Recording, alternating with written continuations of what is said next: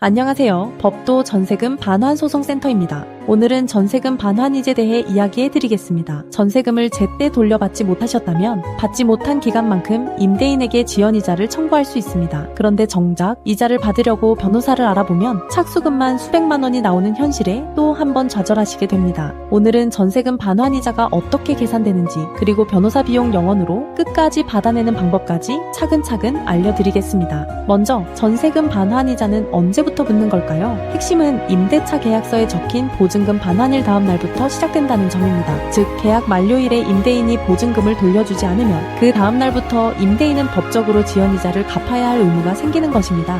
이자율은 두 단계로 적용됩니다. 첫째, 계약 만료일 다음 날부터 소장이 임대인에게 송달되는 날까지는 민법상 연 5%의 이자가 붙습니다. 둘째, 소장이 송달된 다음 날부터 변제일까지는 소송촉진특례법에 따라 연 12%로 이자율이 올라갑니다. 시간이 지날수록 임대인이 부담해야 할 이자는 점점 커지는 구조입니다. 예를 들어 보증금이 2억 원이고 계약 만료일로부터 100일째 받지 못한 상황이라면 약 273만 원 정도의 지연이자가 발생합니다. 그런데 소송을 제기해서 소장이 송달된 다음부터는 같은 100일 기준으로도 약 657만 원으로 2배 이상 늘어납니다. 그래서 소송 제기는 단순한 회수 수단을 넘어서 임대인을 강하게 압박하는 가장 효과적인 방법이 되는 것입니다. 여기서 많은 분들이 물어보십니다. 이자 좀 받자고 소송까지 가야 하느냐고요? 결론부터 말씀드리면 이자는 소송을 통해 청구할 때 비로소 강제력을 가집니다. 임대인에게 카톡으로 100번 말해도 안 주면 그만인 게 현실입니다. 전세금 반환 소송은 소장 접수 후 판결까지 일반적으로 4개월에서 6개월 정도 걸립니다. 그 기간 동안에도 이자는 계속 쌓이고 있습니다. 임차인 입장에서는 결코 손해보는 시간이 아닙니다. 만약 이사를 가야 하는 상황이라면 임차권 등기 명령을 미리 신청해 두시는 것도 매우 중요합니다.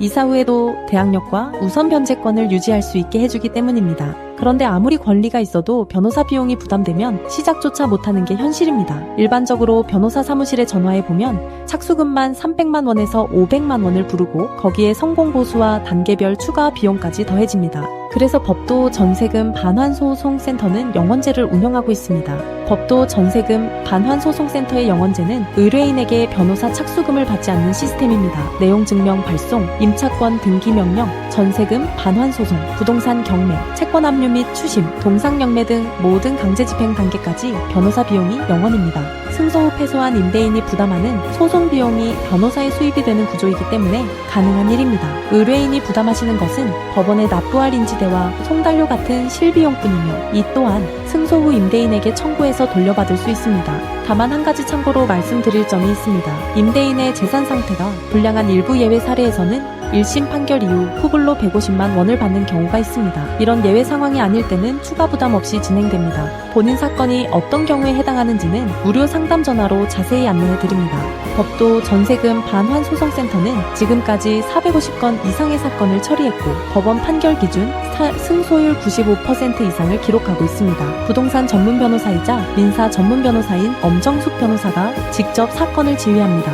또한 영원제로 인해 신청이 몰리고 있어서 업무 한계 도달 시 접수가 일시 중단될 수도 있으니 망설이지 마시고 빠른 상담을 받아보시기를 권해드립니다. 새 세입자 들어와야 돈을 드릴 수 있다. 지금 돈이 없다. 이런 말들은 모두 임대차 계약서에 없는 내용이며 법적 근거가 전혀 없습니다. 정해진 날짜에 보증금을 돌려주지 않는 임대인이 명백한 계약 위반자입니다. 관행은 이제 그만 임대차 계약서대로 법대로 살아갑시다. 무료 상담 전화 주세요. 감사합니다.